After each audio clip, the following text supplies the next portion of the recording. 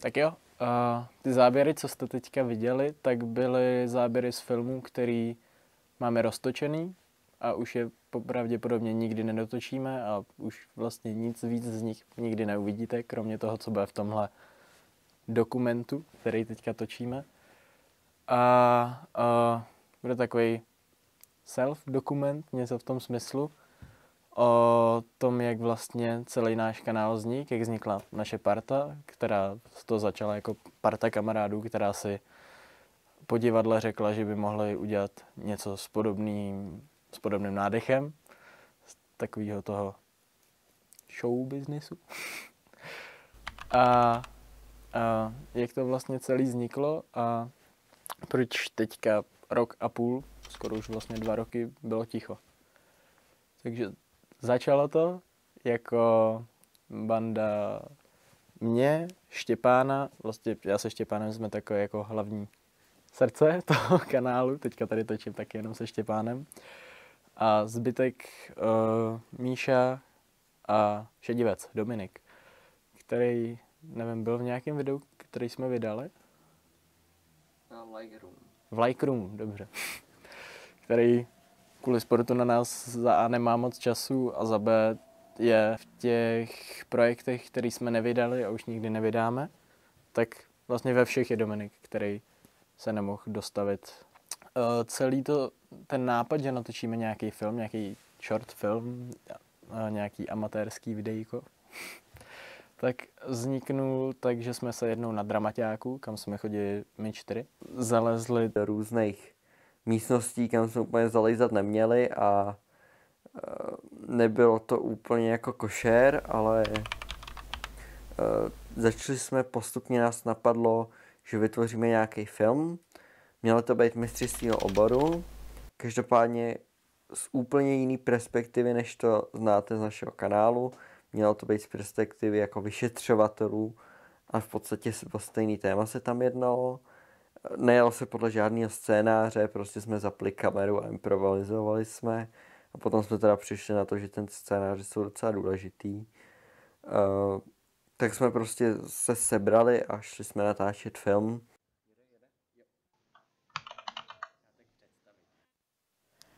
Tak ahoj, já jsem Lenka Slancová a toť vše.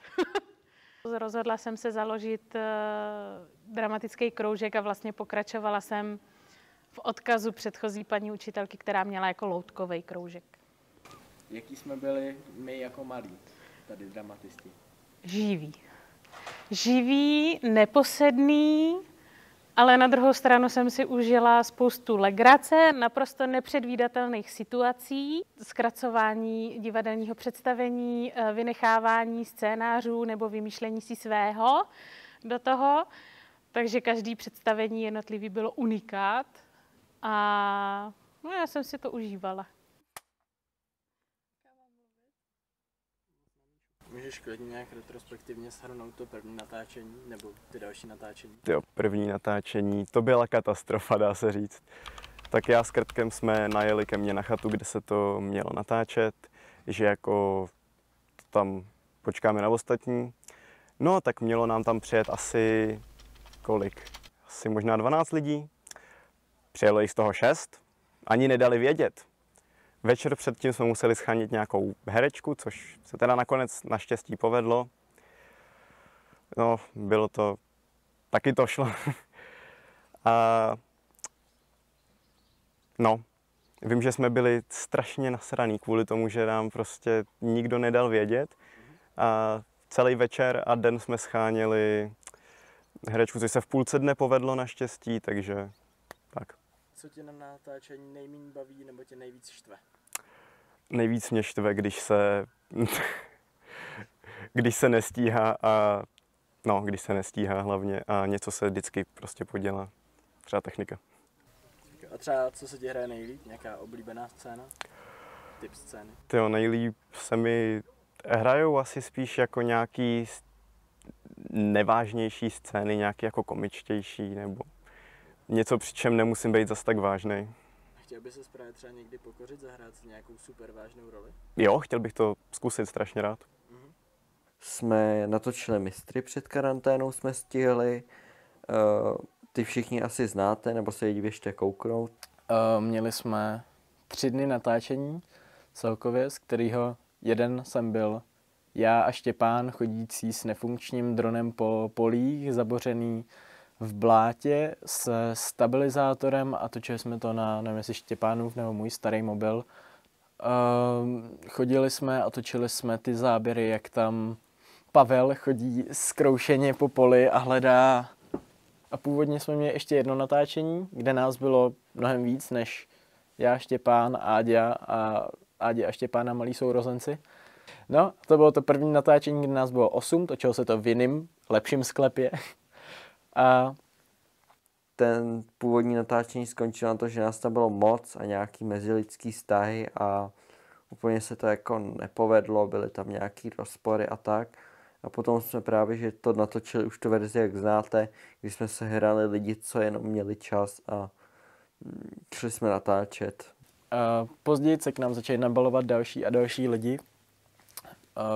Například Vojta a Kartek. Vojtu vlastně z tolika projektů taky neznáte, protože na tom podobně jako Šedivec a je spíš v těch nedokončených, nedotočených, nedotočitelných.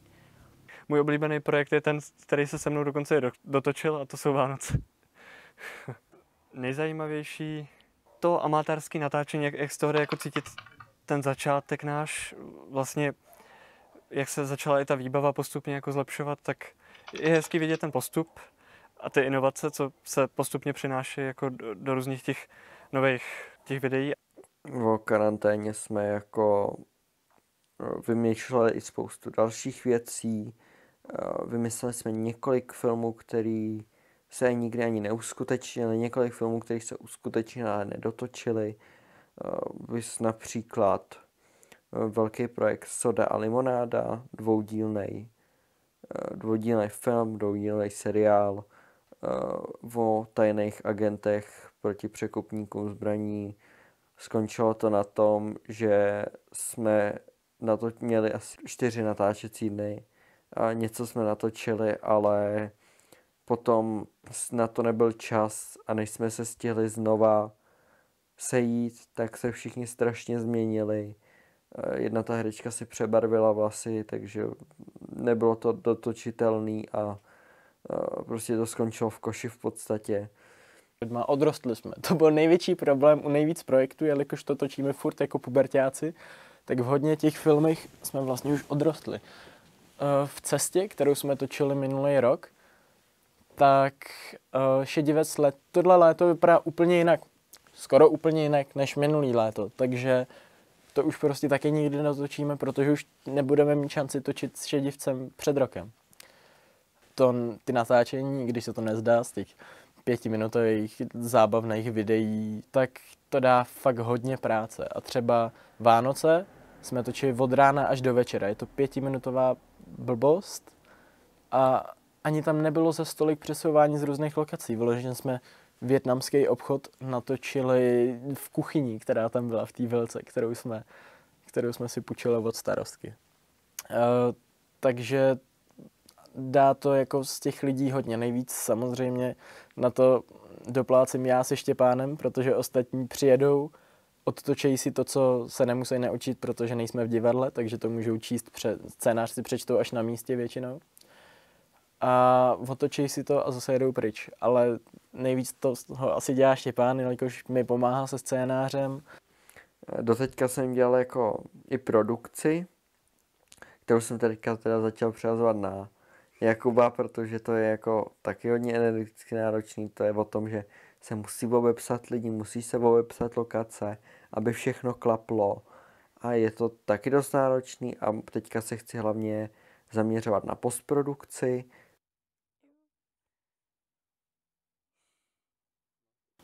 No a co byl ten první projekt, na který jsi s nám připojil? Tyjo, to jsme natáčeli Likehouse, mám pocit, parodii.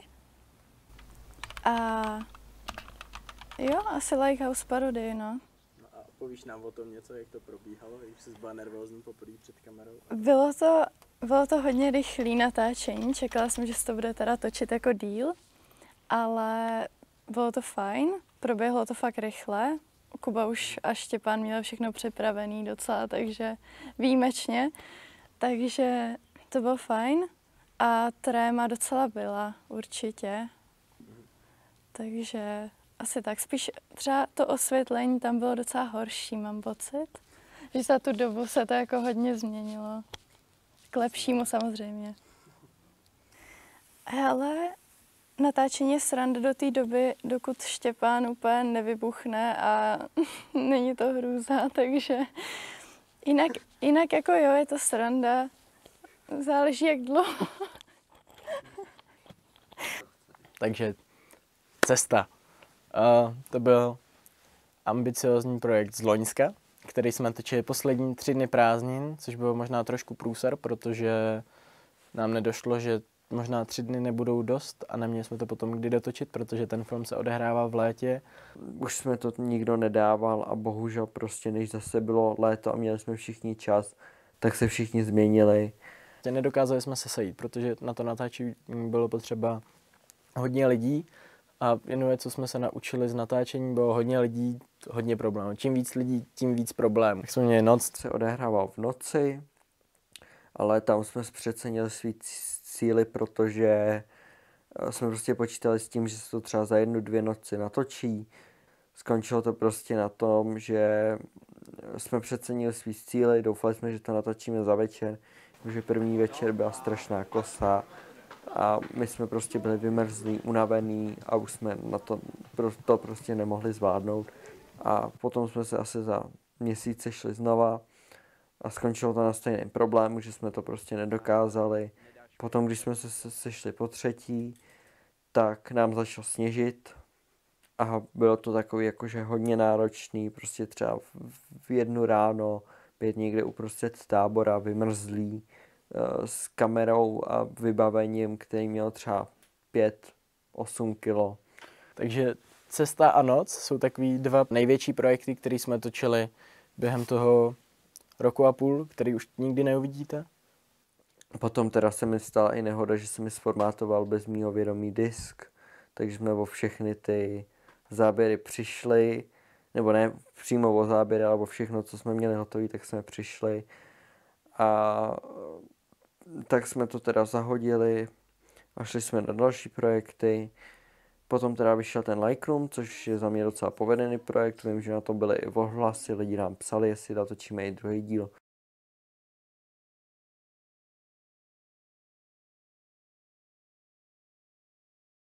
Můj nejoblíbenější projekt byl Soda a limonáda, protože jsem tam 4krát umřel a byla tam hromada zbraní.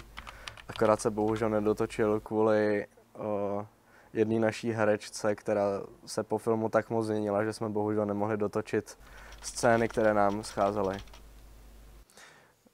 Nejvíc mě baví prokrastinace a to mě taky nejvíc na tom štve, jako, protože potom ke konci vlastně zjistíš, že chybí nějaký záběry, který jsme mohli mít natočený, kdyby jsme tolik neprokrastinovali a mohli jsme třeba týden potom vydávat film a mohli bychom být slavní.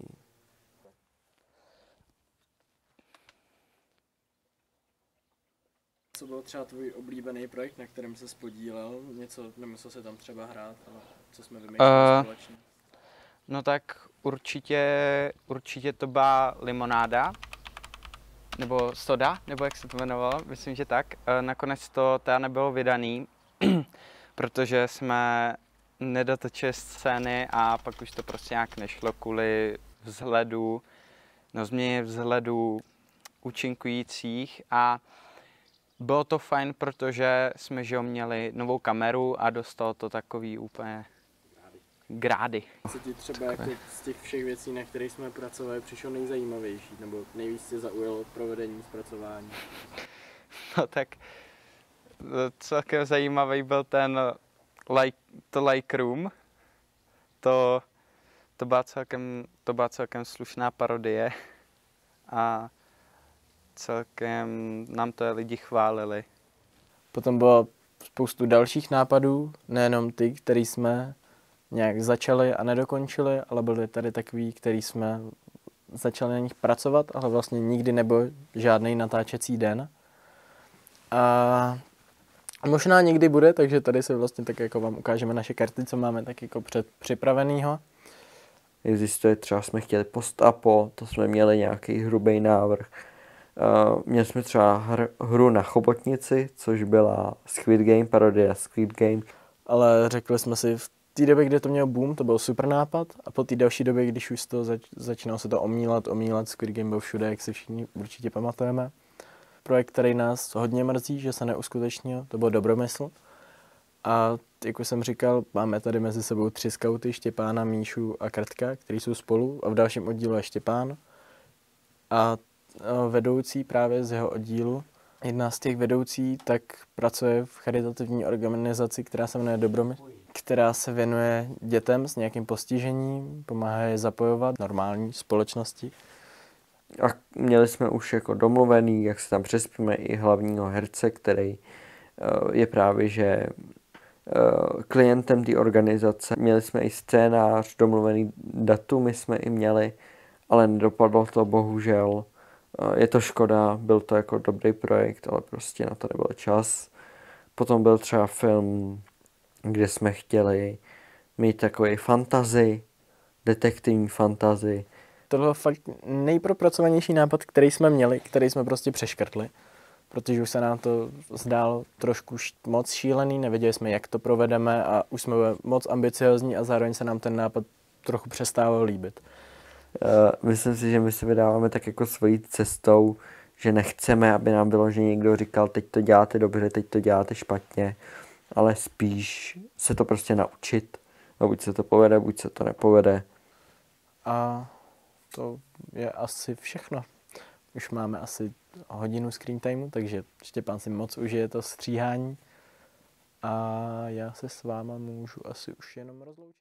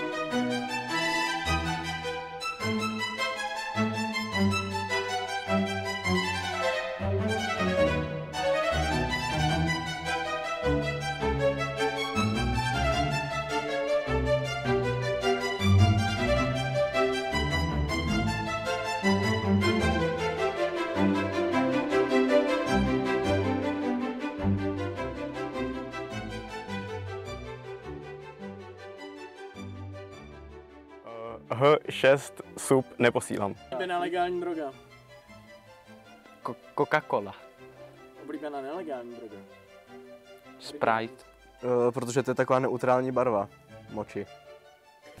Tak je pravoslavný kněz a poslali ho za všechny odměny, jako za to, co udělal za ty léta, na dovolenou do Las Vegas. Šáhne za kliku a co nevidí v posteli? Lehce oděnou dívku. Pervitin. Jo, kupujte Kaufland kolu, je dobrá. Kdo je Dana? Já. Profesionální studio. Nikdy jsme nepřistáli na měsíci. Oblíbený druh masa. Štěpán. Neberu drogy, ale jestli tak kniha. Chleba s máslem se salámem. Kdo zabil JF Kennedyho? Byl to Štěpán. Určitě Štěpán. Dle dostupných důkazů to byl Štěpán.